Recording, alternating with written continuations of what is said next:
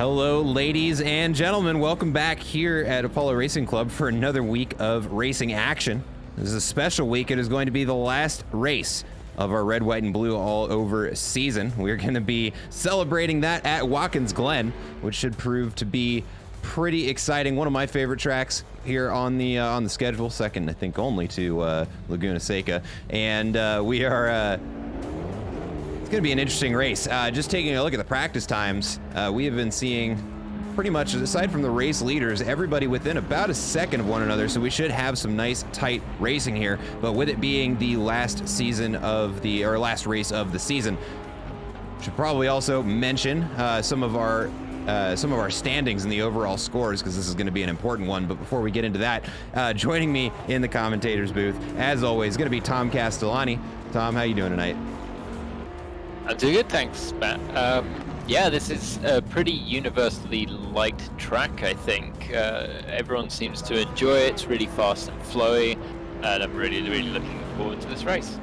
As am I, and right now the drivers are out on their cold lap getting their tires up to heat. But let's just cover off on the standings as they are right now. Matt Byrne in first place, Andrew Sear in second, Tommy Cogan in third.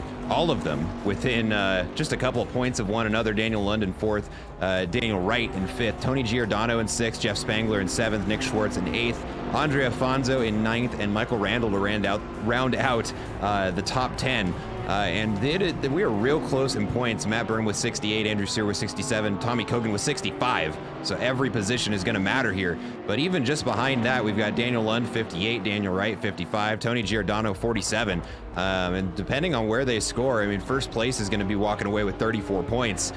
Second place only gets 29. So it really is going to come down to every last position these drivers are able to wrangle up and try and score with. But as we are finishing up with that, Tommy Cogan is getting ready to start his first qualifying lap, and we're going to get going here. And Watkins Glen, go ahead. Yeah, obviously it's a lot to play for in the championship, and this has been a short 4-race season, so it kind of brings that battle just a little bit closer, and it's going to be fun to watch. For sure, and this is an exciting track, in my opinion, because so much of it requires very, very well-planned corner exits. There are a lot of funky corners that require a lot of patience to get around, and really the margin of error between spinning your car and having a slow lap are very slim around one of these corners. We watched Tommy Cogan use every inch of the track there. I'll be surprised if that ends up being a valid lap, but the track limits here are pretty forgiving by and large. So we'll see how the rest of his lap goes, and I'm going to get my other camera queued up and working over here so that that's ready when I need it. Yeah, this is a valid lap. He's currently about 5/10 up, so it'll be a pretty good banker. That's 5/10 on his time from practice. Yeah, I think the times from practice bleed over until it updates with quali times. But we'll have a pretty good picture of what his pace is going to look like here in just a second here. Just 2 corners to go here at Watkins Glen. We're rounding the final corner now, and we're going to have a pretty good string of times come across. We're not sure who's going to be the fastest yet, but Tommy Cogan's going to be the first one to cross the line with his hot lap. He's going to set a 1:45.005 as the time to beat. Spencer Brown right behind him with a 1:45.372, and Daniel Lund with a 1:45.515 now. Yeah, Daniel Lund had a really good showing in the last race, and it was a fantastic battle towards the end between him and I believe it was Andrew Sear. So hoping to see more out of both drivers, but Daniel in the Honda there.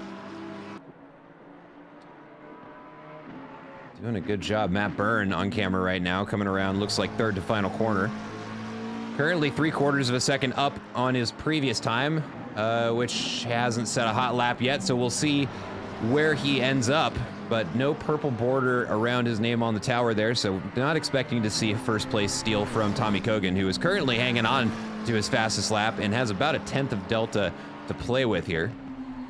We'll watch Matt Byrne in the McAdams fan club. McLaren coming around the final corner here to set his first time. And it is actually going to be the new fastest lap with a 1:44 and a half.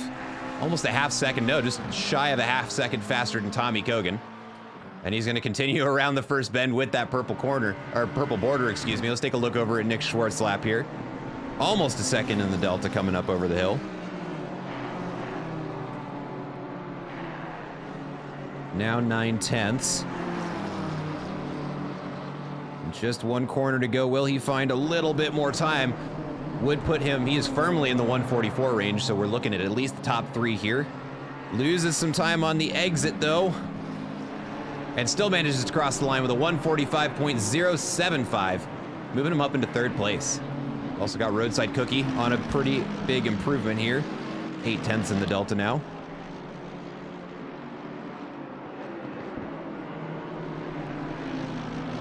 Where on the track did we catch him? We keep finding people right at the end of their laps here, but Roadside Cookie making every second of this lap count. Now almost to 2 seconds in the Delta. Oh, and gets a little loose on the outside there. Keeps the lap valid, but loses about a half second.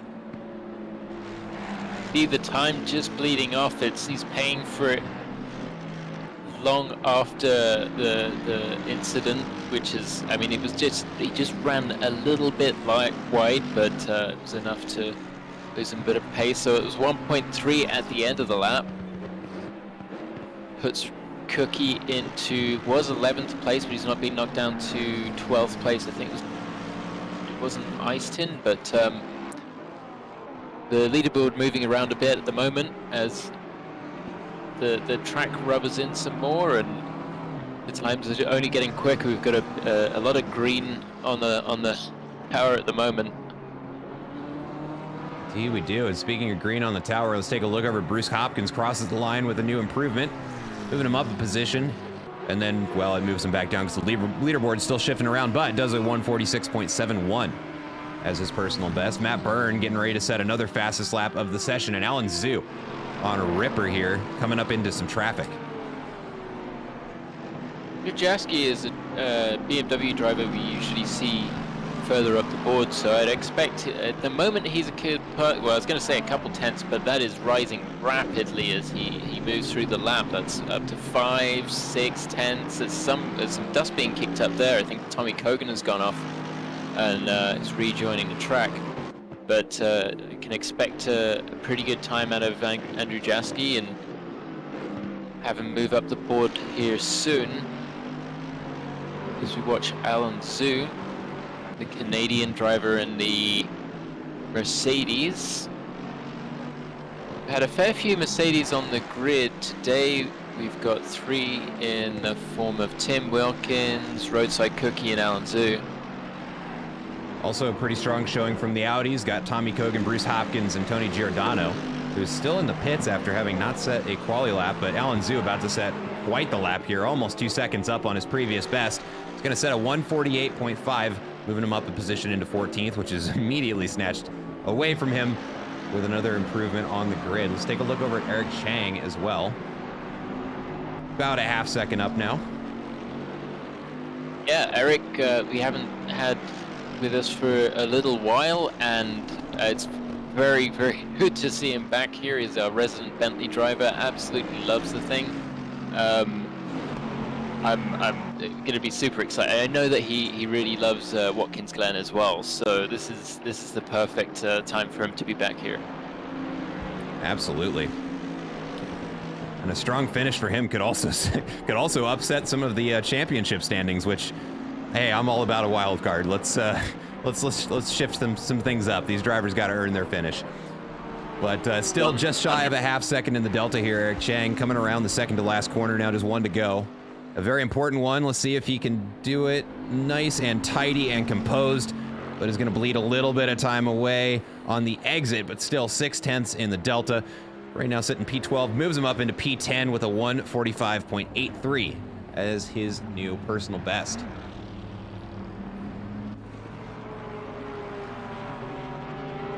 Also got Andre Lloyd here getting ready to finish his lap. 3 corners to go now. Seem to keep catching these right at the end of the track here. but in a Porsche, which is uncharacteristic. I've seen him in a lot of cars, but I don't think I've seen him in many Porsches as of yet. Let's also just throw up our, what am I looking for? There we go. Session best relative, just to give you an idea of where everybody stands as compared to first place. It's actually a pretty tight grid, all things considered. The top 6 right now, top 7, sorry, all within a second of first place.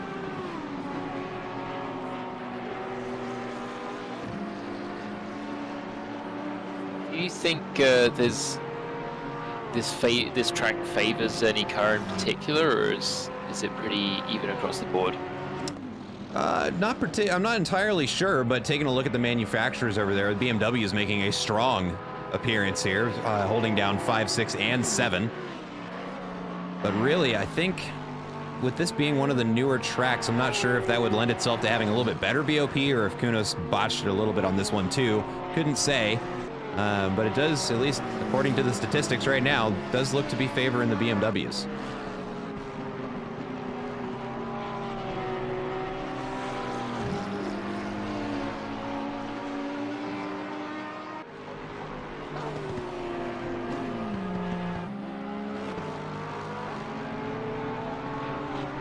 But despite having the fastest lap, Matt Byrne was putting a little bit of time on himself there. It's just gone into the negative, so I don't know if he encountered a bit of traffic there. He's abandoned the lap. Tommy Kogan now, about a quarter of a second up, just coming towards the end of his lap. Yep, 2 corners to go now, just 1. And all he needs is a 0.2 improvement. He will hang on, or he will snag first place away from Matt Byrne. He loses it just a little bit on the exit. Oh, it's gonna be very close. Oh, and he's off just by 4/100ths of a second with a 1:44.54. We're looking for a 5-0 there as the time to beat. But does not need to make very much improvement. Just very minor improvements, really even on just 1 corner, will be enough for him to get the best lap of the session. And it looks like Matt Byrne is going to get back out on the track and try and set one more flyer just to secure first place. But let's take a look over at Andrew Jaski here, coming up the hill into the chicane here in just a moment with 0.4 improvement, and early on in the lap as well.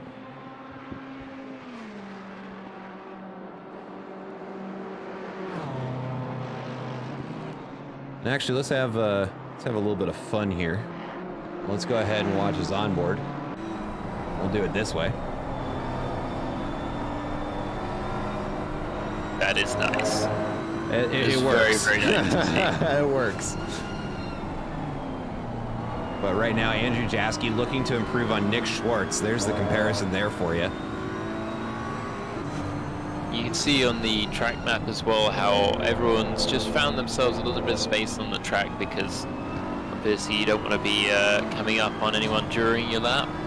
So that's one of the little games you have to play in qualifying. I know we've seen it in Formula 1 a lot, where drivers will struggle to find space sometimes, but it's nice that the drivers are able to cooperate and have a nice clean quality session. Does not look like this is going to be Andrew Jaski's lap, but does have enough time to set another one, coming around the final corner now. Just looking for a 0.2 improvement to snag 5th place away from Nick Schwartz. Let's see if he can do it this time around. He's running it so close to the wall on the exit of the final turn. Here, it can be quite easy to invalidate your lap right at the beginning through turn 1 on the exit curb.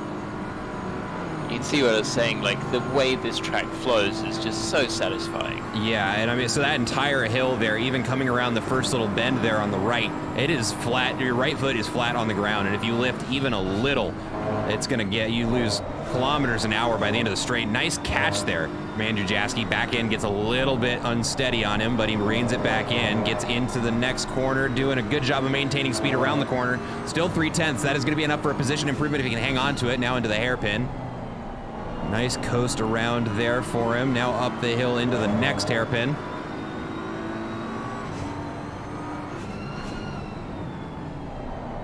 Gets out a little bit wide. Let's see if he can cut it back in for the apex. And he does. Loses a position to Spencer Brown throughout the lap. But with that, let's see, just that 1/10 will be enough for him to get that position back. If he can hang on to it, gets a little bit on the inside there, running out of time here. Now in the red, he's got to make an improvement here, and he's got to make it happen quick. Just 3 corners left of this qualifying session for him as Matt Byrne, gets a little bit loose there. Matt Byrne sets another fastest lap of the session, cementing himself in first place there. Now coming around the final corner, I don't think this is going to be it for Andrew Jaski, unfortunately. He is going to cross the line there, and he's just going to go ahead and practice his pit stop just to be certain that he gets it right. I believe that is going to be Eric Chang to finish this qualifying session here. A quarter second up on his lap will be enough for a position improved if he can hang on to it. Let's see what he does. He's going to cross the line right now and move himself up into P10 as the last lap of qualifying there. And that is going to be our qualifying session over. I'm gonna let Assetto Corsa cycle over to the next session before I press anything, or it's gonna get real grumpy with me here. Yeah, so you mentioned the pit entry practice there. This track it's a bit of a tricky one because you need to get to the right sooner rather than later so that you don't end up cutting across someone. So you kind of need to commit to your pit entry reasonably early on, and then obviously bring it down to speed. So, as always, fingers crossed we don't see any pit speed penalties. Really not my favorite thing. I don't like seeing penalties mess with the race. You just want to see some good battles. Yeah, that is what it's all about. And looking at the qualifying times, that is probably what we're going to get. Taking a look at the starting grid here, it's going to be Matt Byrne in first, Tommy Kogan in second, Nick Schwartz to round out our podium positions, Daniel Lund in fourth, Andrew Sear in fifth, Spencer Brown in sixth, Andrew Jaski in seventh, Andre Lloyd in eighth, Max Suntenlap in ninth, and Eric Chang to round out the top 10. And taking a look at that, this is probably not the race or the qualifying finish Andrew Sear was looking for. Currently in P2 overall, and right now, what is that? P5 would be enough for a couple of drivers on the grid to pass him in points and for him to lose his silver medal. So he's going to be looking for a pretty strong race here. Tommy Kogan also looking pretty strong here, qualifying P2 right now in third place overall. Daniel Lund also a strong finish, currently in P4. But if Andrew Sear finishes in P5, he will get passed by Daniel Lund as long as he finishes where he's at. So it is going to be an interesting race here. Every spot is going to count, honestly. But before we get going here, looks like we like to do here, let's take a look at our starting grid. Let's get over on the right car there, get over here, and then do that. There we go. And we'll take a look here. Most of these liveries custom done. Ooh, second place starting from the pits. Is that what's happening there? Not sure where he went, but P2 not showing up the starting grid. That's gonna be, let's see here. Yeah, that messes up the grid a little bit, but we'll see what happens by the time the race starts. Again, most of these liveries, custom liveries designed and put on the car by the drivers themselves.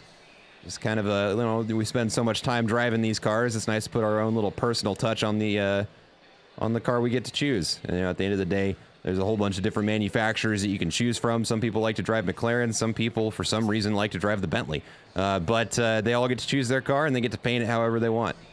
And it's nice to get a look at that here before everything is in motion. But 20 seconds till the race starts here, and then we're going to start our formation lap. Sorry to cut you off there, Tom. No, I would imagine that the Bentley will be quite happy here, given the amount of curbs. They are very low curbs. They're not like big, beefy. It's not real horrible sausage curbs. But if any car is gonna deal with curbs well, it's the Bentley. So, and we see that the three Mercedes I mentioned earlier, they're at line astern. So we've got Tim Wilkins, Roadside Cookie, Alan Zhu all together. So they're going to have a little Mercedes sandwich with Mercedes in the middle. It'll be interesting to see how those 3 drivers do. It does look like Tommy Kogan joins back in, and I believe disconnects. Hey. Yeah, it looks like mechanical failure is gonna claim another victim today. Our 2nd place finisher, Tommy Kogan, is looking like he's gonna be a DNS today. That is very, very unfortunate to be that far up and not be there. Hopefully he can get in even to start from the pit lane, or yeah, just to, because I mean, if he has the pace, he'll certainly be able to make some sort of recovery drive. And I do see him on the board now, so he's in the pit. Yep. We'll keep tabs on him, on his progress. Tony Giordano was actually the fastest in practice, so he's another driver who will most likely be making his way up through the field.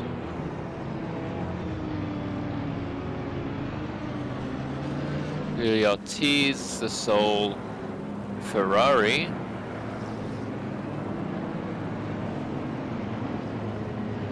Yeah, we actually have a couple of one-off manufacturers here. So we've got Julio Ortiz in the 1 Ferrari. We've got Ice Tin in the only Lamborghini today.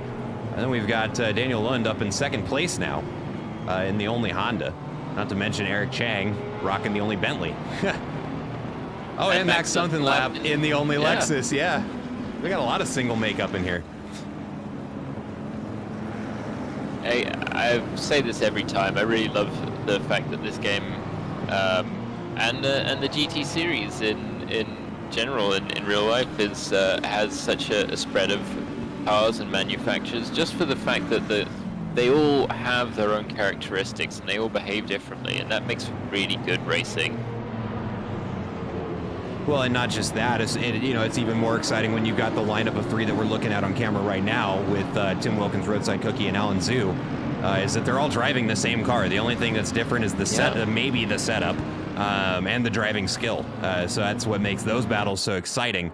But yeah, no, just the diversity on the track, not looking, and don't get me wrong, I love single make races. I mean, I've participated in more than 1 Porsche Cup in my life. But when we get on a mixed GT3 grid and we get to see which cars are better at what corner, and it just adds so much more dynamics to the race that makes it so much more exciting to watch. Definitely. And Tommy Kogan is going to be starting from the pits here. Fortunately, they fixed it where he no longer starts a lap down, but he will have to start from the pits. So we'll be keeping an eye on him. But it looks like we're lining up double file now, coming around the 2nd to last bend. I'm going to go ahead and take this final opportunity to thank everybody who has tuned in up to this point. We've had an exciting quali. Now we've got the race to go. It's going to be a 1-hour race here at Watkins Glen. And we are getting ready to start it. Matt Byrne is going to lead the charge off. He's going to have the inside, which is going to be interesting coming into turn 1. If he can get out in front and get in front of that BMW out in the left-hand side there, he'll have a very easy time getting around turn 1. So we'll see what he does with it. But now we are just waiting for the green flag to wave, the green lights to light up. And we are going to begin this race. There's the green, and Matt Byrne is going to be the first one to leave or cross the start-finish line. And he's going to charge up. Looks like he's going to get out in front of that BMW to get an easy time through there. Let's click back on the grid so we can keep an eye on the middle pack there. Looks like everybody keeping it nice and tidy. No contact there that we can see. Nick Schwartz right on the heels of Daniel London. The Honda is charging up the hill, and the grid is still very, very packed here. And actually, just so we can have some shot of trying to keep an eye on it all, let's go ahead and switch over to this view here. Yeah, very clean start by all the drivers, but their line astern, there's a big tight group up front, and Eric Chang looks like he was making a bit of a move into the, I've had an issue into the bus stop between Giordano. It's Roadside Cookies, Bruce caught up there, Hopkins. Bruce Hopkins, the Roadside Cookies, so that is very, very unfortunate. And what I will say is that the barriers that sit between on the runoff for the bus stop here are solid. They do not explode when you drive through them. think that was a decision that was made to kind of keep people from using that runoff gratuitously, but it definitely seems to have affected the drivers there. Well, almost just a couple corners left to go in this first lap of Watkins Glen. The grid is still pretty much stacked on top of one another. We've got an interesting little battle developing for fourth place, or third place rather, behind Nick Schwartz, and then we've got let's see there, Andre Lloyd and Max Sunkenlap and Andrew Jaski battling for fifth. Let's take a look over at that here. Ooh, Andrew Jaski gets a little bit loose right as we get the camera on him, and one of the worst spots now coming down the straight. And he is going to fight to hang on to that position, but it does look like Andre Lloyd is able to sneak out in front of him. Yeah, he defended the inside a little bit, or I think maybe his just the way his car slid, he ended up there. As you said, Andre Lloyd has made it around the outside, and Andrew Jaski has got his momentum back. As they say that, we see... Oh my goodness, Max Sunkenlap's going to try and sneak up the inside. No. Ooh, barely avoids the markers there. We were just talking about our basically concrete bricks. Oh man, that was stressful. Let's not do that again, gentlemen. Please and thank you. I mean, he had the overspeed there from the slipstream, and obviously I think almost more speed than he was anticipating heading into the bus stop, which really isn't. It's a very tight. I'm not going to say it's impossible to overtake there, but it's a very tight entry. And so when he ended up alongside Andre Lloyd, brown flag. Yeah, sure. that was stressful. All right, back to the race. Let's hop on board with. Actually, I think we're gonna hop on board with Mac here again. Right now, trying to chase down Eric Chang coming up the hill into third to last turn there. So just an update on the drivers who were involved in that first lap incident. Tony Giordano is in the pits getting repairs, it looks like. Same for Roadside Cookie. Not sure if they'll be coming out again, but Tommy Kogan, by way of coming out of the pits, I guess it probably spaced him a bit so that he didn't get involved in that, and he's made it past Alan Zhu, so he's into 13th place now. Right now, we're just watching this Lexus gain inches on Eric Chang out in front of the Bentley. This thing is just quick, and we're going to see if Mac is feeling gutsy again. He's gotten right on the rear bumper of Eric Chang. He's going to look at the inside and thinks better of what happened last lap. Ooh, Eric Chang gets on the inside there and bounces him off the track. And that is going to allow for an easy pass there for Max Sunkenlap. Thinking it might have just spooked Eric a little bit, so it maybe he braked a little bit deeper, and in the hope that he would avoid getting clipped by Mac, but it has allowed Mac through. So one of our league members actually coined the term mind punt, which I like very much. It seems that's what Mac might have done in that instance. Yeah, I mean, at the end of the day, sometimes all you have to do is get in the other driver's head. I mean, there's very little, I mean, as we saw there is no time to make judgment calls when you've got somebody trying to make a pass on you like that. And sometimes the option is potentially getting a wreck or run off a little bit wide, or sometimes you just don't know what to do. And so, yeah, I like to call it the peekaboo. Just right when you're getting ready to come up to an apex, just give a little bit of a look just so they can see you in your rearview mirror, and try and spook them out of whatever line they had decided on before they get there. Make them improvise, and usually you make a mistake when you're improvising on a racetrack. Yeah, we've got a tight little bundle of cars between 7th and 10th places. They're covered by just about a second and a half, and similarly up front, there's still some really tight gaps. So right here we're watching Tommy Kogan on the smaller display there, making a pass on the outside of Tim Wilkins there. That Audi is just so quick, and an expertly negotiated series of corners there by both drivers, but now it is going to be wheel-to-wheel drag race down into the chicane. And right there we're watching, oh man. All right, so we get one pass from Andrew Sear in the Porsche, and we get another pass from Tommy Kogan there in the Audi. And there we go. Tommy Kogan starting from the pits, now in P12, doing an excellent job of working his way up the racetrack. Only a matter of time until he catches up to who's going to be next. It looks like Ice Tin is going to be the next in the crosshairs. But Andrew Jaski in a very tight battle with Andre Lloyd here. We are less than 7 minutes into this race. there's a fact for you. It's unbelievable. Because it has been a lot has happened already, but Ice Tin very close to the back of Julio Ortiz at the moment. They're just heading through the final sequence of corners, and on the back of them now, almost by magic it seems, Tommy Kogan has just gravitated towards them and is going to be in the toe of Ice Tin, who defends on the straight. On screen we have the battle of the BMWs there. Oh, let me put it back. Sorry, I clicked away right as it was getting interesting. There we go. That's going to be Spencer Brown and Nick Schwartz. Let me get the timing comparison back up there. There we go. So as we can see, just a 1/10.5 separating these two drivers on their fastest laps. Let's get that last lap up there. There we go. And actually, it looks like Spencer Brown gaining a bit of ground on Nick Schwartz. And just as that battle is starting to separate out, Eric Chang getting ready to make a pass here. Looks like he has caught up to the back of Max Sunkenlap.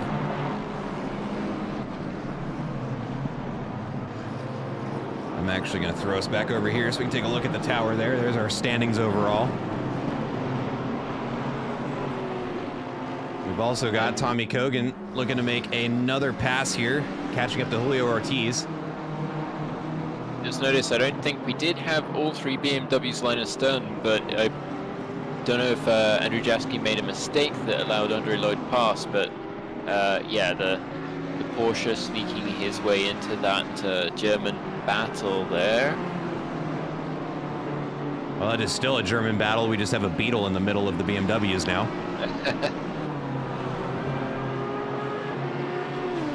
Yeah, Tommy getting, I was gonna say getting close to the back of Ortiz, but that's already happened. Gonna glance over. All right, we've got Eric Chang here looking to make 2 positions into 3 positions, catching up to the back of Max Sunkenlap. Loses a little bit of time coming around turn 1, but we'll see. He's got the draft coming up the hill. Oh, and he's getting very close now.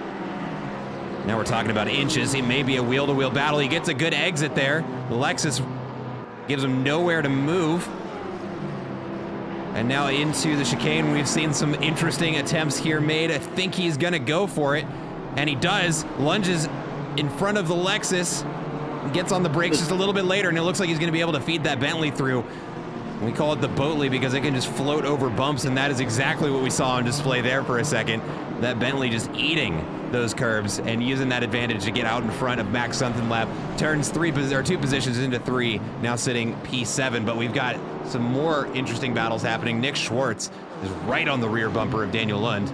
He right now is looking at a P2 finish, which would be huge for his championship finishing goals here. I think that would be enough for him to snag P3 overall in the championship, but this is becoming a 3-car battle for second now. Spencer Brown catching up to the back of it. But we've got 2 other battles happening. We've also got Andrew Jaski catching up to Andre Lloyd here. And this battle is still going on. And Max Sunkenlap still glued to the back of Eric Chang. Yeah, I feel as though those two are going to be going back and forth for a little while before this race is done.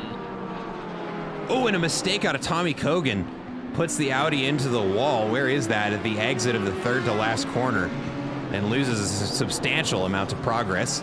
Now back down into P12. That is surprising, but when you're pushing to move up through the field as he was, that's the sort of thing that can happen. So, again, very, very unfortunate that he had that disconnect early on. Hopefully he has not got too much damage there. have to say Matt Byrne is, I mean, I don't want to say running away with it, but he's stayed consistent up front, and he's put about 4 seconds on second place Daniel Lund there. So props to Matt for running a really good race up front. There we just saw an excellent pass there from Ice Tin, getting around the Ferrari on the outside, just had the legs coming up the hill, and makes for an easy pass into the chicane. And right now we've got an interesting battle developing behind Eric Chang as well. It has turned into a 3-car battle for third place. Max Suntenlap not letting up at all, but Andrew Sear now getting involved, adding a little bit of pressure onto that Lexus there, which might be the reprieve that Eric needs to start growing a gap. We'll see what he's able to do with it, but right now the battle is now between Max Suntenlap and Andrew Sear. Andrew Sear taking a look at the inside. There's our trademarked peekaboo technique there, but Max Suntenlap unfazed by the mind trick. You really can't take your eyes off the screen. We've got Alan Zhu getting really close to the back of Tim Wilkins. I've said it before, those guys have been battling for, well, since season 1? I don't know, for a long time.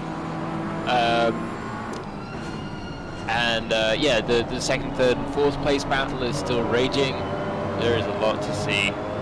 Right now we are watching the battle for third place. Nick Schwartz trying to fend off Spencer Brown. Now just 2/10 between the two BMWs, and we can see that Spencer Brown has got the speed here. Let's see if he can get around him. Oh, they're wheel to wheel now. We'll throw it up on this screen here. We're gonna watch a drag race. He's got the inside line. Who is going to brake later? It looks like the BMW on the outside. Nick Schwartz brakes later, and it's gonna cause a little bit of a correction there. But that, ooh, oh man, Spencer Brown carries just a little bit more speed on the exit there, and now they're going to go, look at this, still wheel to wheel, making Nick Schwartz go the long way around there, but that is going to net a position there for Spencer Brown. Oh, but it's not over yet, folks. Now we've got Nick Schwartz going around the outside and makes the pass happen and takes the position back. Good Lord. I was going to say still side by side. That was, I don't think I've seen two cars go side by side all the way through the bus stop and make it through like that. That was impressive. Amazing to see. Wow, that is some racing, and I got my names mixed up there. Excuse me, folks. That is Spencer Brown in P3. Nick Schwartz now in P4, going to be working on chasing him down. What a battle that was. So that was, I think Spencer Brown will take the award for the longest overtake made in any race. Yeah, that one's gonna make the highlight reels. That was quite the battle there, and it is not let up yet. These two still practically glued to one another as we're looking at another just 2/10 gap between these two drivers. It is not over yet, folks. This has allowed Daniel Lund to get a fair bit of breathing room as well. So he is safe in his second place for the time being in the Honda. Andrew Lloyd drawing into the back of Andrew Jaski, but let's see if we get round 2 with these two BMWs. It's looking like we might. I'm gonna put us on board with Nick Schwartz this time. We're gonna throw it back up here. And watch this battle again, because these two are gonna get very close to one another. Now they know how each other take these corners. Having gotten examples of it just the last lap here, we're gonna see if Nick Schwartz is able to close up that gap to Spencer Brown out in front. We might have another pass on our hands here. Let's get the comparisons up there. Last lap there, looks like Nick Schwartz, even though loses a position just a little bit, or actually no, he lost it because he was 3/4 of a second slower. I'm reading that wrong, my mistake there, folks. But Spencer Brown doing an excellent job of taking advantage of the time on the track, up 3 positions on the day, moving himself into P3 after a P6 start. Nick Schwartz looking to get his P3 start back from Spencer Brown here. But these two are just so similar in pace here.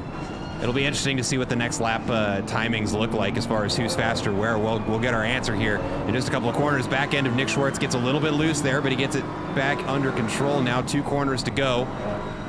Now a half second between the two of them. And Spencer Brown had a lot of time to watch Schwartz whilst he was following and understand how Schwartz drives. So now Schwartz might sit back for just a little while as they say that he's drawing closer and closer in the slipstream, but just to see where Spencer is fast, where he's not as fast perhaps, and try and make a move. And he's just looking for what was the outside to the inside and has swung it, but then side by side again, door to door. Another drag race heading up towards the bus stop. They did it once before. Let's see if they can get through cleanly again. Spencer Brown just chops across, and I think Short's backed out a little bit there. So he's being patient, which is the right thing to do. Having said that, he's looking to the inside once again, side by side. There's nothing between the two. Oh man, but going around the long way there, it looks like he's got it. Yep, he is going to get in front there and reclaim his third place finish. We'll see for how long though. Wow. Oh, that's the kind of racing that I signed up for. Let's go. Let's take a break from the action here. Let's take a look at Julio Ortiz and Tommy Kogan. Tommy Kogan having worked his way back up to Julio Ortiz now. And looking to make another pass happen. I don't think he has pit for damage yet. The car's not looking as sparkling as it would have when it left the garage, but clearly it's not affecting him, well, let's say too much.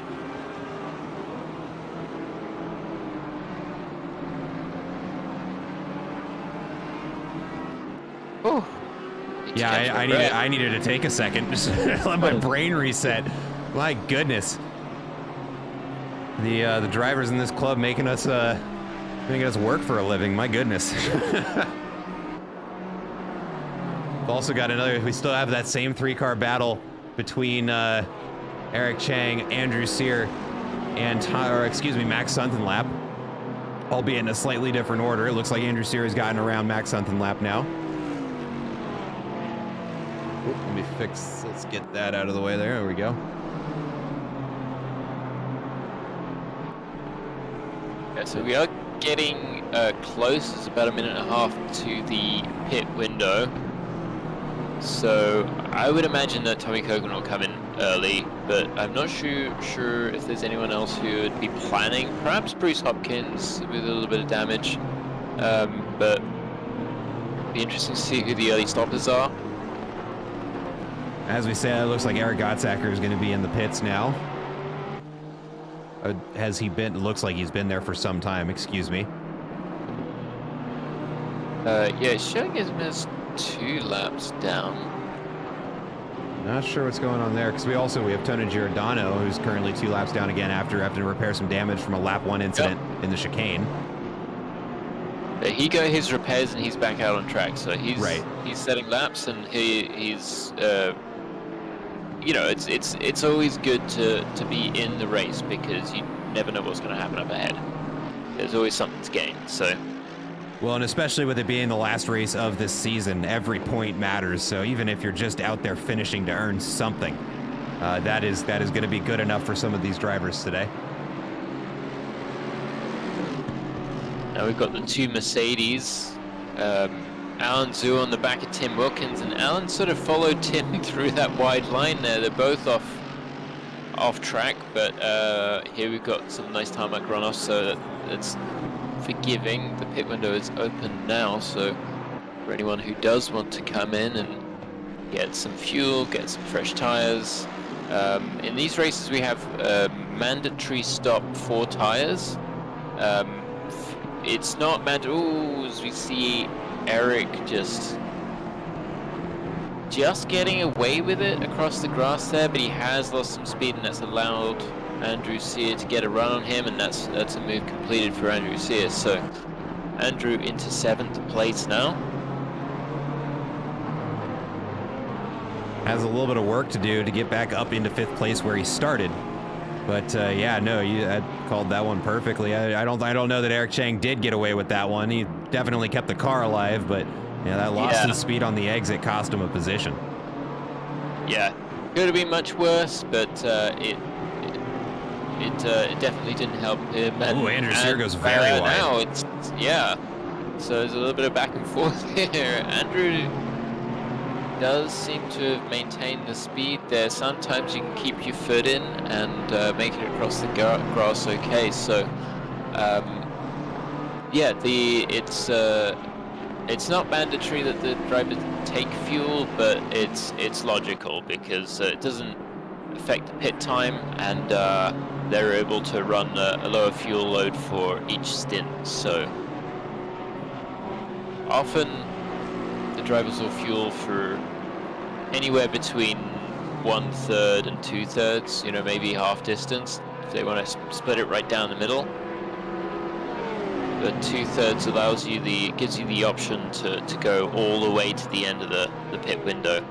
And Eric now getting surprisingly up the inside of Andrew, and he's made the move already, so he's going to have a clean exit into the bus stop. So clearly a really strong portion of the track for him before the bus stop. As I said earlier, he does really love this track. He seems to be on a wide line now. I don't know if that's just his line or if he went deep, but it gives him the inside for the next corner. They touch just a little bit.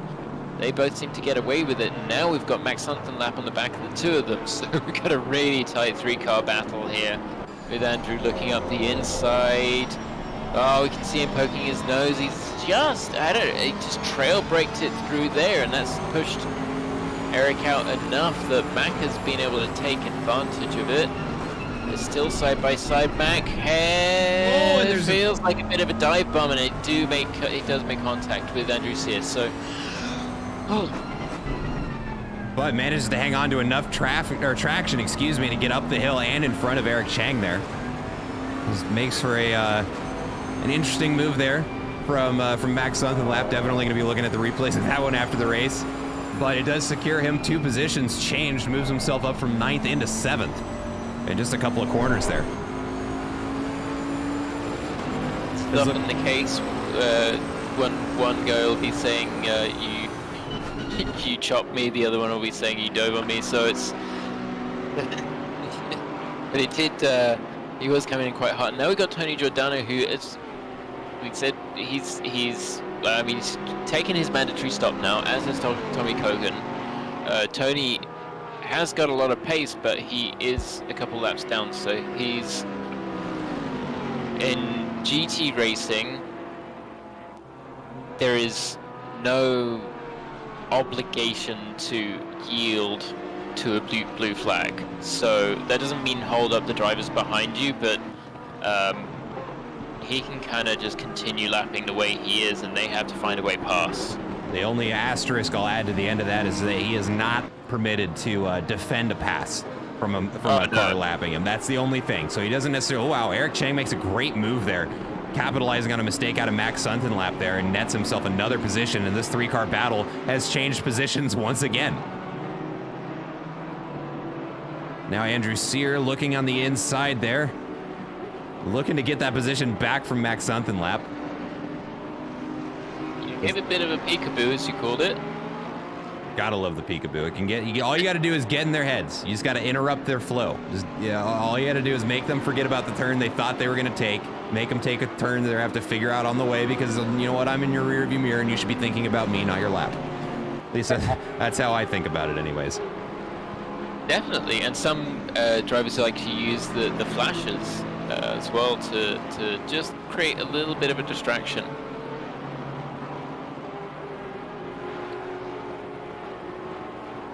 Now let's see, coming down to turn 1, give you a little bit of an update. It looks like Matt Byrne is walking away with this one. I wouldn't say quite running away, because the gap isn't getting too much bigger between him and Daniel Lund, but definitely has the pace advantage.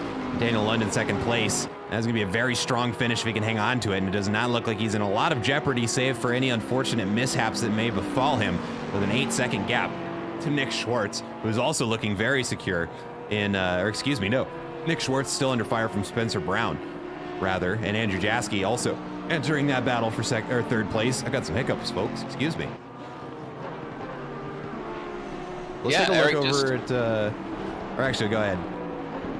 Just building a little bit of a gap there, but I would be surprised if that battle closes up again. And I was about to say, Tim Wilkins and Alan Zhu, they're still glued together. Zhu just getting a bit of a slide on there.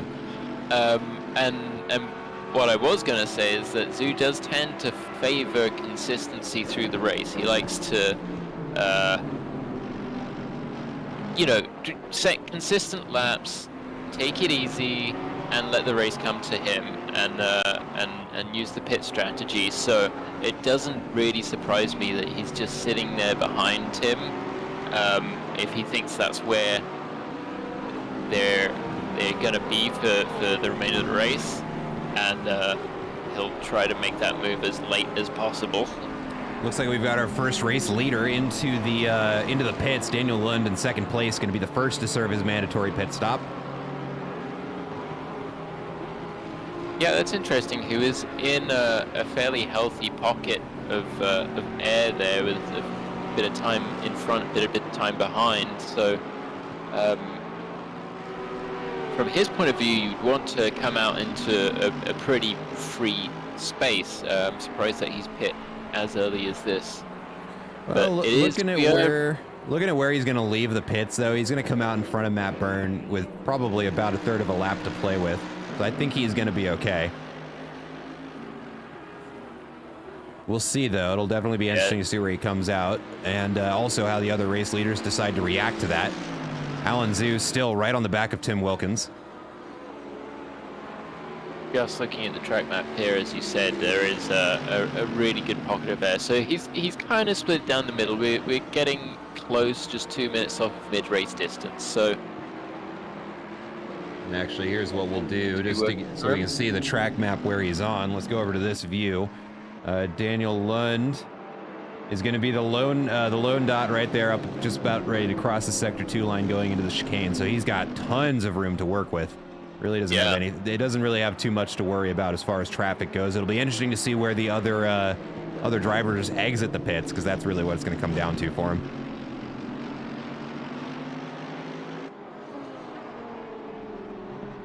And the 2 BMWs that had us fighting for breath earlier, it does seem as though Schwartz has settled into that what is currently second position, but I think would be a net third position after the pit stops. And it is potentially going to be a 3-way BMW fight again between Schwartz, Brown, and Andrew Jusky. Definitely be interesting. It looks like Andre Lloyd was the only thing interrupting that 3-car battle, and he is into the pits. Indeed.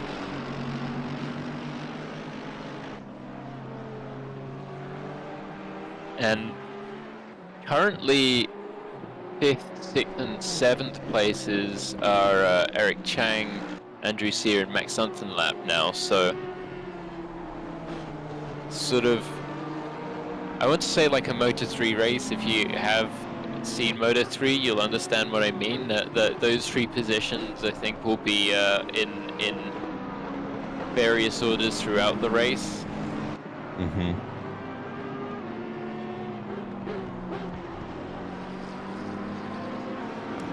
But right now, we're basically just watching these battles to see who is going to be the first one to go into the pits out of all of them.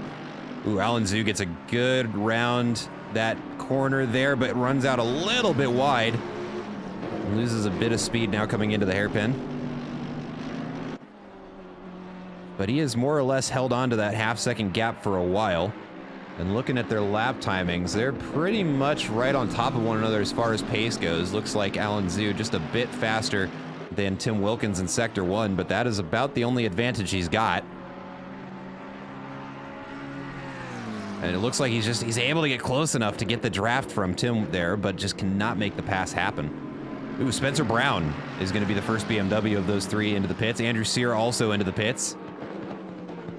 Yeah, and that makes sense because I think he has some decent pace in the Porsche, but as we've seen in previous races as well, it does behave a little bit weirdly as the fuel comes down.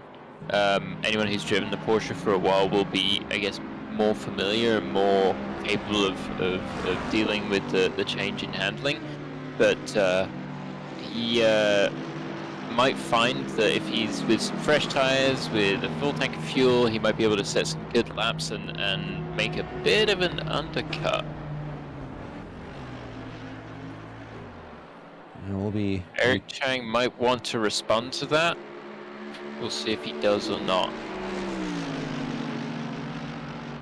Looks like Julio Ortiz also now working, or excuse me, that's Bruce Hopkins making his way into the pits. See anybody on their out yet? Doesn't look like it. Oh, there we go. Spencer Brown's going to be one of the first to get back out onto the track there. Yep, Andrew Sear just leaving.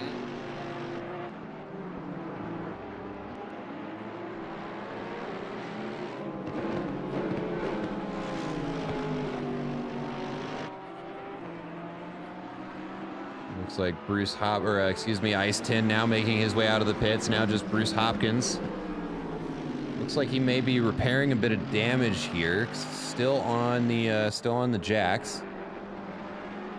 He should be coming off just about any second now. We'll check back in with him in a moment.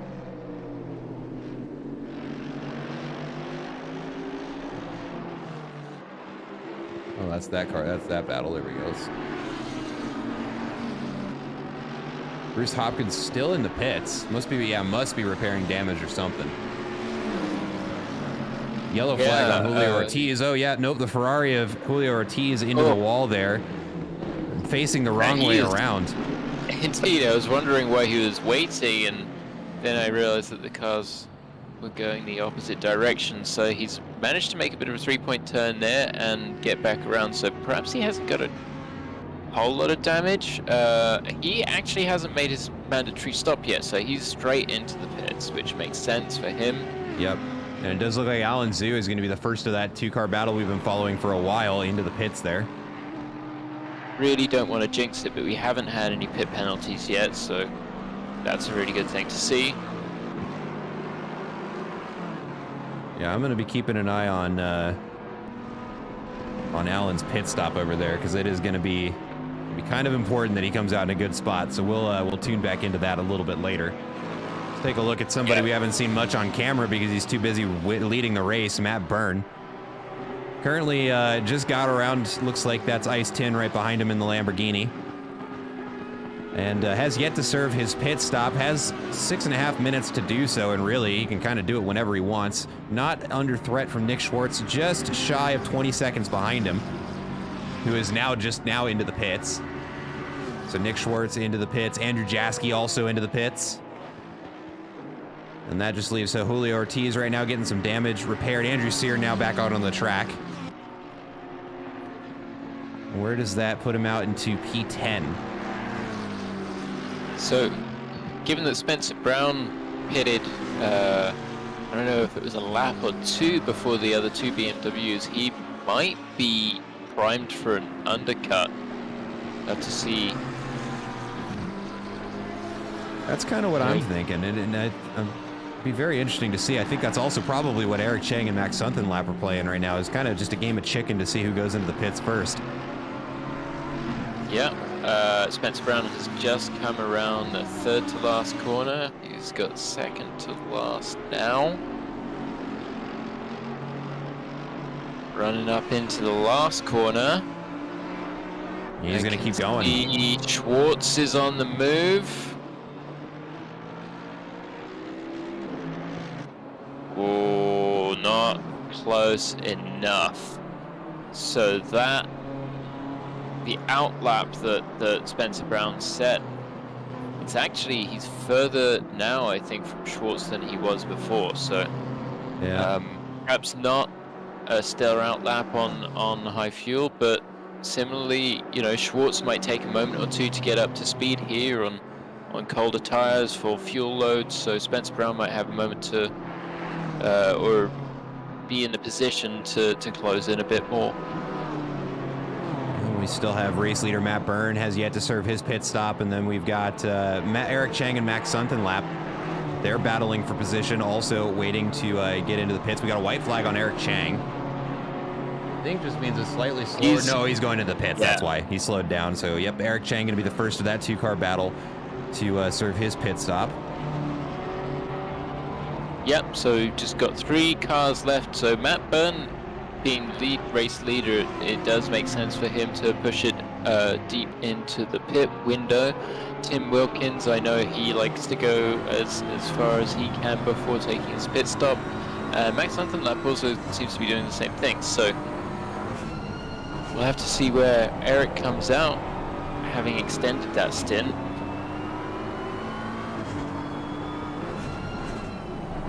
Definitely keep an eye on that. Tim Wilkins into the pits now. Daniel Lund back up into third place now.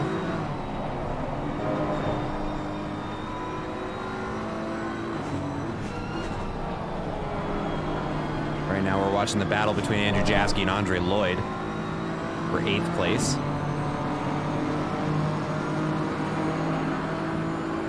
Yeah, the pit cycle does seem to have spaced things out just a little bit, but they're still within a second of one another, and they were right on the same piece of track before the pit cycle. So there's Matt Byrne into the pits now.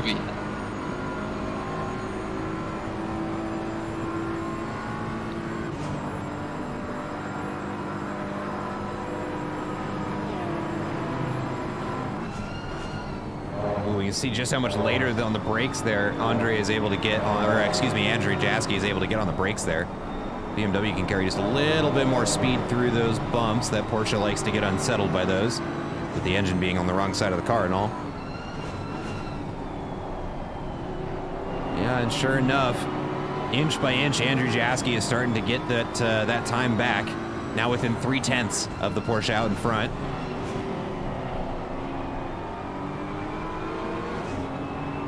God, and they are close to one another. Let's see, is he close enough for the draft? He looks on the inside. Let's see if we can tuck back in and get a little bit closer. A little later on the brakes, there's almost contact there. Yeah, he had to dart out there, and that's lost him a little bit of time just as he had that, notice that closing speed, and I think he's going to be able to close back up, but those are the sorts of things you really have to be cognizant of. The driver ahead, if they have slightly different braking distances. Sometimes, like the McLaren is infamous for needing just a little bit more room to brake. So if you're trailing a McLaren, you need to be aware of that. Max Untitled, the only driver remaining to serve his mandatory pit stop right now, coming around, looks like, yep, coming up over the hill, coming into the third to last corner now. Yeah, and we've got a minute and a quarter on the pit window, so if he doesn't come in this time around, he's gonna be in some trouble. I think he would be pooched. Pooched indeed. Now just 2 more corners to see what decision he makes. Is he gonna take the almost lap and a half penalty, or is he gonna go into the pits? Let's see. Ooh, very happy to come around that corner. There. He's on pit entry. And he is into the pits. Moment. Okay, good. All right. I do worry.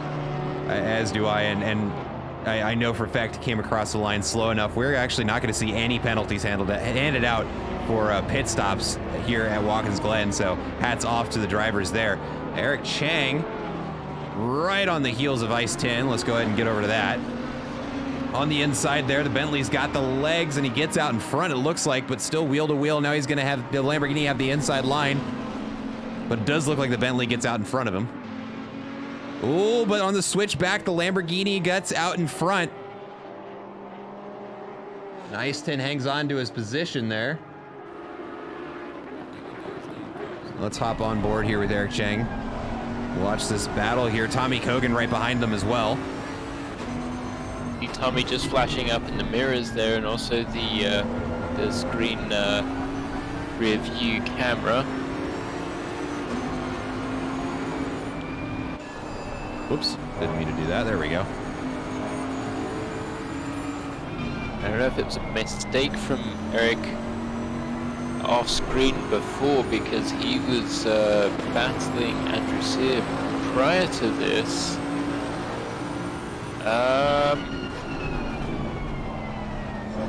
I'm afraid to say that Max Untitled was disqualified from speeding in the pit lane, so I do not know what happened there.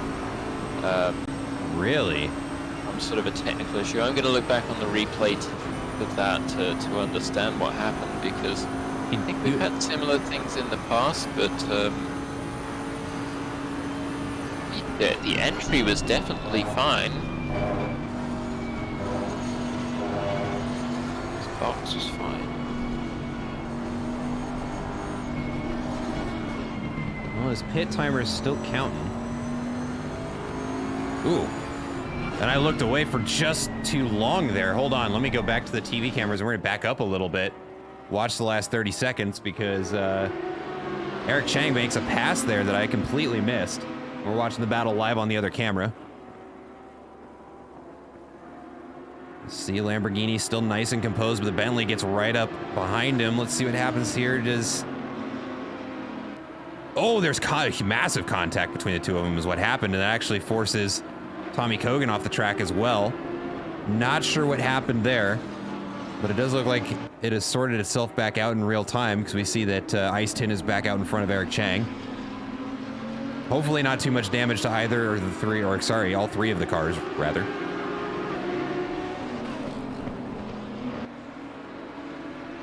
I would expect that Eric, being the racer and the kind person that he is, he obviously realized what happened and let Ice Tin back past.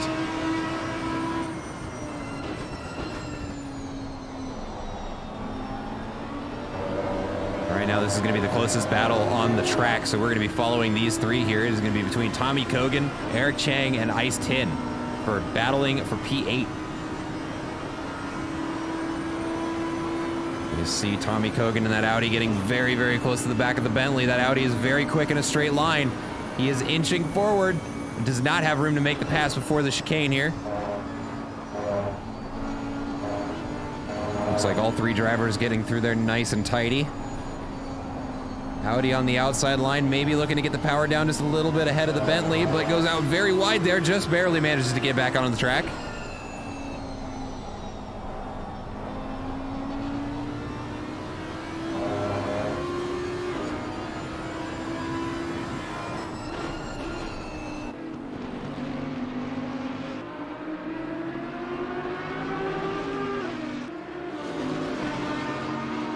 Just 0.2 separating all three of these cars. Now we see Eric Chang going for a pass on the Lamborghini. Doesn't have room to make it happen, but he gets a good turn into the apex. The Lamborghini just a little bit too far out in front for him to make the pass happen.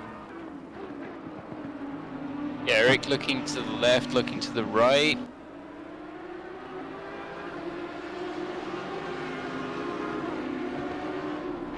They're sitting line astern at the moment, and now Tommy Kogan is drawing back into the back of the Bentley and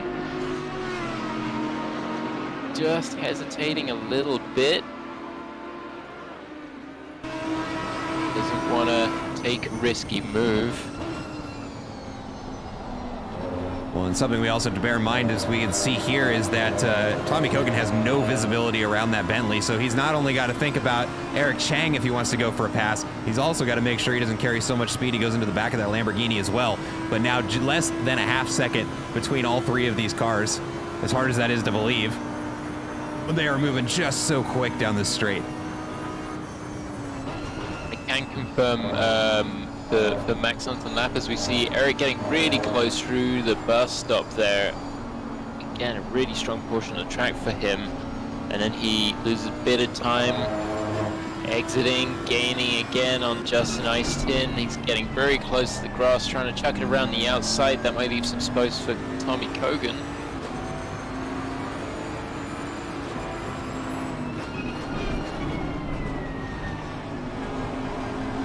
Just yo-yoing, so Eric again very, very close to the back of the Lamborghini.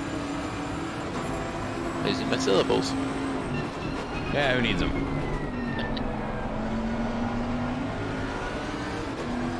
Ooh, Eric Chang looking to get on the outside there. Now switches back on the inside. He's getting very close between the two of them. They're side by side, wheel to wheel.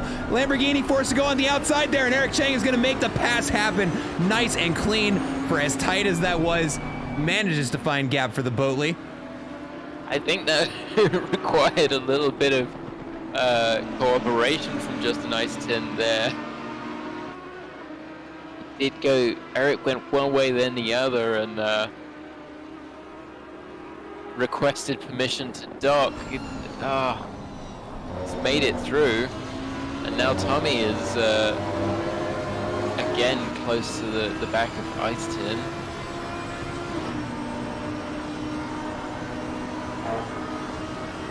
He's just keeping it in 5th gear, foot to the floor as you said earlier. 6th now,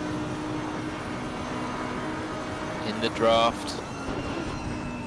Thinks better of it.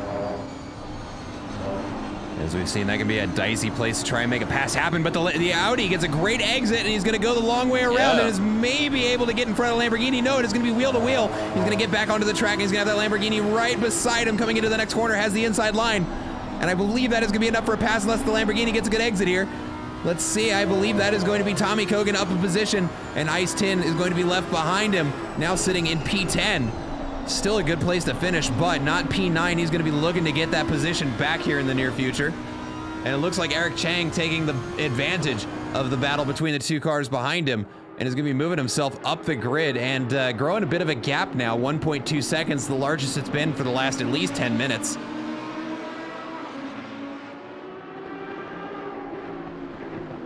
Incidentally, Matt Byrne has started making his way through a bit of lap traffic, but nothing of note there. It seems everything going nice and smoothly for him, so. That means we should probably be taking a look at most of our race leaders if he's coming through traffic. They're going to be getting pretty close too. So I'll be keeping an eye on that, but right now the battle to watch is going to be this battle for 8th between Eric Chang, Tommy Kogan, and Ice Tin. And just as Eric thinks he can settle in and set a few laps and not have to worry, he's got Tommy Kogan on the back. And as soon as these two start fighting, Justin Ice Tin's going to get another opportunity to take a shot at them. So fantastic racing for us. Yeah, something to remember, Tommy Kogan started in P2, had some mechanical failure on the grid, had to start from the pits, so he is on a recovery drive right now, folks, looking to gain every position he can. And really, that's also underscoring the pace of the other two drivers around him, both Eric Chang and Ice Tin doing a phenomenal job of hanging on to their position with a faster driver, at least in qualifying, nipping at their heels, so they are performing excellently under pressure.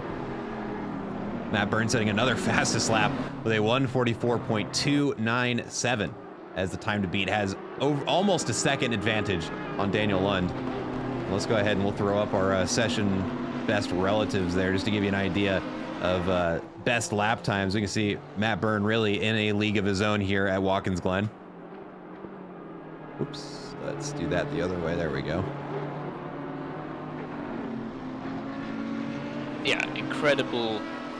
Oh, Tommy Kogan gets a great exit there and lunges in front of the Bentley.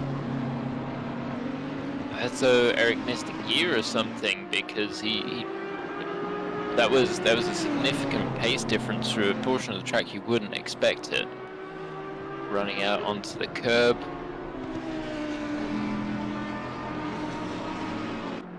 And we are about 50 minutes into the race now, so you know, concentration can start to waver, and it can be difficult to keep the lap times where they need to be. And just as I say that, Tommy Kogan runs very deep into turn 1, but it is a forgiving runoff area, so he's able to bring it back. You and I both know that some of the sweetest words you can see or read in this game is no time gained, because absolutely if you are deemed not to have gained time when you run off track, that does not constitute one of your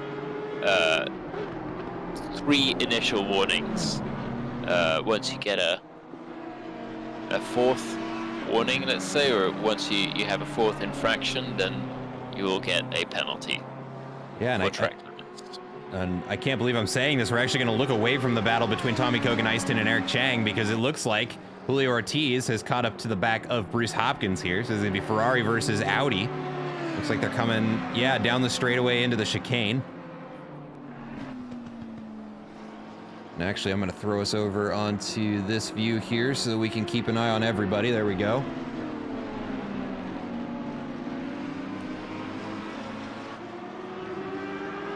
Let's hop on board with it.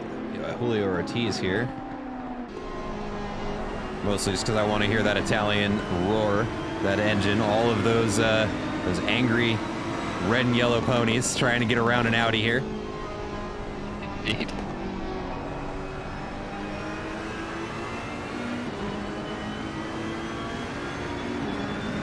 Just confirmation from the pit, Max Humphrey lap. It was when he left the box, he shifted up from first into second gear, and that disengages the pit limiter. We've seen it before, and it is just gutting, because by the time he realized, I think he'd sped so comprehensively that it didn't even just give him a penalty. It was a straight disqualification. So it's a real shame, because he was having a good run. Not the way we want to see anybody finish their race there, but in just a matter of a corner, Julio Ortiz turns a gap of 1.5 seconds into just 0.3. I'm not sure if that was a rough corner exit there from the Audi, or if the Ferrari is just carrying more speed. I think that's what he's going for, because he lunges towards that Audi there. Around turn 1, now up the hill. If he can keep his foot down, he will get around that Audi in the straight. He's going to have the draft. Let's see if he's got enough room to make it happen. Just inching ever closer as we approach the bus stop. And he lifts before he gets there. Yeah, sensible stuff. But where they are on track, you know, he's got a few laps to suss it out, and he doesn't have to rush this move, you know? No. Having said that, he got pretty wide on the exit there, so up on the curb it doesn't seem to have affected him greatly.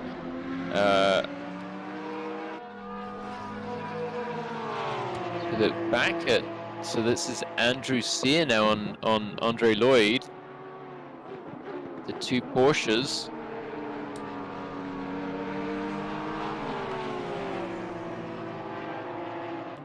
Coming around the wide sweeping left or right-hand turn there. It looks like they both have pretty similar pace, but there does seem to be a bit of rubber banding going on between the two of these, because we just saw it was at just a couple of tenths between the two of them, now up to a second. So rough couple of corners there for Andrew Sear. Coming into the next one where there's a lot of potential to gain some time. So, you know, a weird coasting corner up and around a hill, and manages to at least maintain the gap. We've still got a race going between Julio Ortiz and Bruce Hopkins as well. That gap is not separated much, but I'm going to throw it over here because we got a little bit of a mistake from the Audi, and that's going to allow Julio Ortiz around him. Let's look at just those last 10 seconds there. It should be enough for us to catch it. He gets a little bit loose there, and that is going to be enough for the Ferrari to carry his speed up and around him, netting him a position change there. And as we snap back to real time, we can see the Ferrari has grown that gap just a little bit now. Yeah, so he did catch it and kept it out of the wall, but obviously it cost him a place there. Perhaps just a bit of pressure from behind coming from Julio Ortiz that caused that Bruce was pushing, but we also have a yellow flag at the moment. Looks like Tony Giordano, and he is going to have it towed back to the pits. That is going to be his race finished.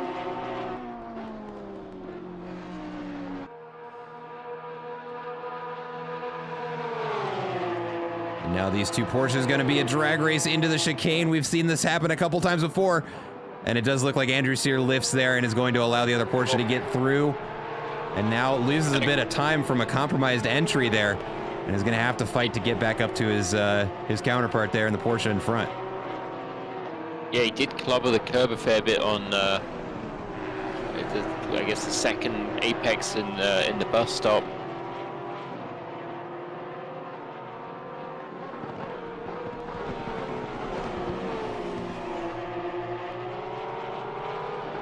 Looking around on track, including race leaders trying to lap people, this is the closest battle on the field at the moment. It's going to be between Andrew Sear and Andre Lloyd battling it out for 6th place.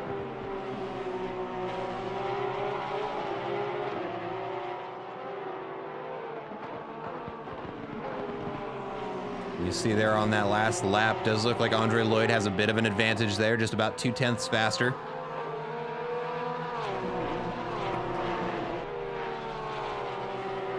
Looking like Sector 2 is where Andrew Sear is struggling, overcooks it a little bit there, using the runoff there in the second to last corner.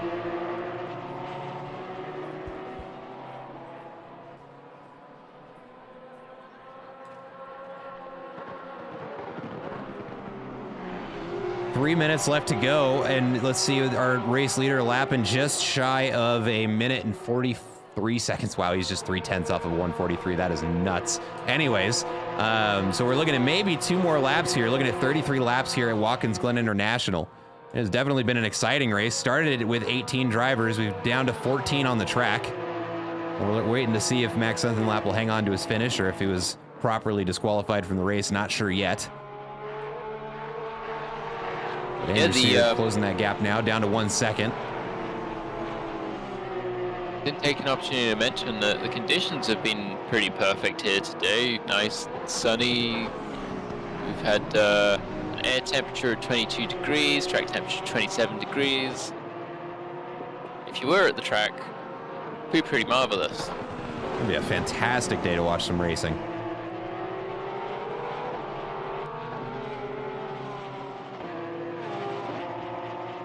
Especially here at Watkins Glen. There's a lot of, man, I need to visit this track. I've been making a point to make it to my local racetracks whenever there's a main event. Last weekend I was actually watching IndyCar here at Portland International Raceway, and man, what an exciting weekend.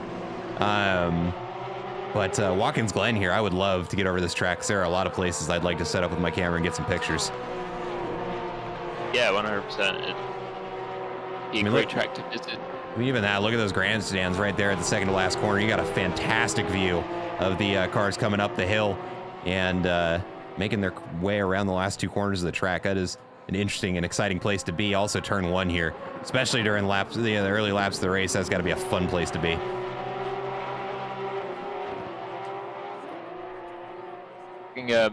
Matt Byrne making his way past Tim Wilkins in the form of lap traffic, and through all of this, I didn't realize that Alan Zhu did seemingly make the undercut on Tim Wilkins and was able to put 3 seconds on Tim. So his playing the long game and going with the strategy worked in that instance, bagging him 11th place. Daniel Lund comfortable in 2nd place. That would be, I think, the best result he's taken with us, and as Matt Byrne heads on to the final lap.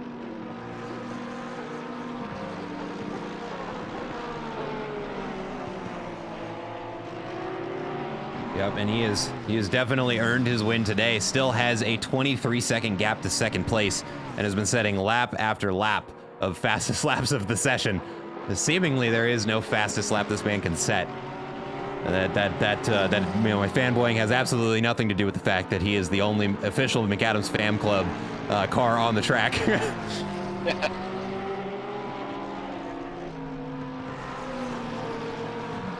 But he may have an opportunity to get around one more car here. Looks like he's coming up on Alan Zhu now.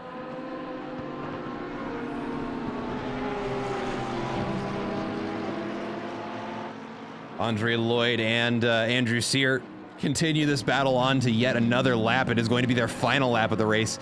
Andrew Sear has 1 second to make up here in order to get around Andre Lloyd. Andre Lloyd just has to finish his lap and keep a similar pace. I wouldn't say he can relax yet, but he is definitely looking good right now. Growing a little bit of a gap now to Andrew Sear. Finds 0.2 on him in the first corner. Matt Byrne making his way around. Looks like Alan Zhu. Yep, no drama there. Certainly wouldn't want to see it on the final lap here. No, definitely not. And Alan's another really respectable driver in the league, and he'll know that the best thing to do is just to let Matt pass. Yeah, and that's exactly what happens. And Matt Byrne going to cross the start-finish line here and win the race for, and actually that is going to be a championship win for him. Really, he could have finished anywhere on the grid and would have done just fine, but first place absolutely cementing his championship finish there. Gonna celebrate a little bit with some donuts. Almost a miscommunication there with Alan Zhu. But now it is going to come down to this battle between Andre Lloyd and Andrew Sear as Daniel Lund crosses the line in second place. We're going to see here that is going to be Nick Schwartz in third. Nice little blinkers for the camera. Just off camera there. Looks like it's going to be Spencer Brown for fourth place. The gap between Andre Lloyd and Andrew Sear closing. Now under a second. We get Andrew Jaski coming across the finish line to finish in P5. And now we watch the main event here coming around the final bend.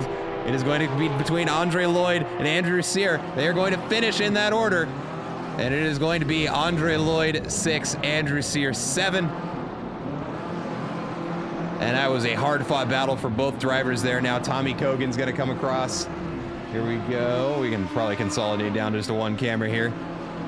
Tommy Cogan going to cross the line in P8 after a remarkable recovery drive, not with just one accident, but two, and finishes in P8. Andrew Chang going to cross the line up a position on the day after his return to finish in P9. Ice Tin going to finish out the grid in P10. And that is going to do it for our race this weekend, folks, here at Watkins Glen. Certainly an exciting race. Huge hats off to Matt Byrne with his championship win. I believe Daniel Lund is actually going to be looking at P2 with the rest of the grid finishing the way it did. I'm pretty confident that is going to be a P2 overall finish for Daniel Lund. Not sure who's going to be in P3. I can't do that much mental math on my own. But what an exciting season. It is going to be the conclusion to our red, white, and blue all over mini series where we got the chance to go through and race all of the new American DLC tracks. It has been an absolute blast. Tom, how are you feeling about the season? What are we thinking about the race? Amazing race. I enjoyed that very, very, very much. I think probably one of the best we've had this season. Of course, big congratulations to Matt Byrne for not only the win today, but the championship. And I think we're going to have a bit of a break, and then the next season will be kicking off in within the next few weeks at least. So obviously, come and join. Yeah, we'd love to see any and more drivers on the grid, and have some fantastic racing. Yeah, and also to put it on your radar, everybody, we do actually have a couple of partner leagues endurance races coming up here in the near future. I know that we've got a Suzuka race that's coming up here in the near future that's going to be between us, Delta Racing League, and Zealous Racing League. And then we've, of course, got races here at Apollo Racing Club every night of the week. Everything from F1 to IndyCar. And I think there are actually, and I'm getting very ahead of myself and has not been discussed by leadership here, but we've had a little bit of interest in Dirt Rally.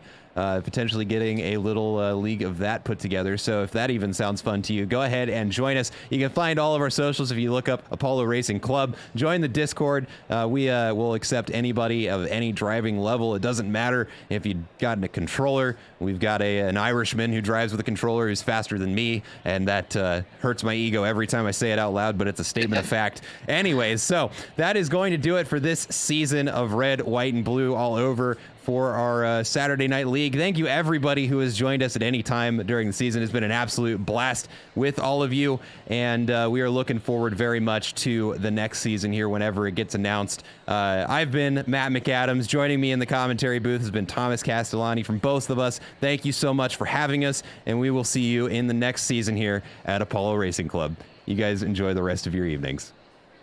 Good night.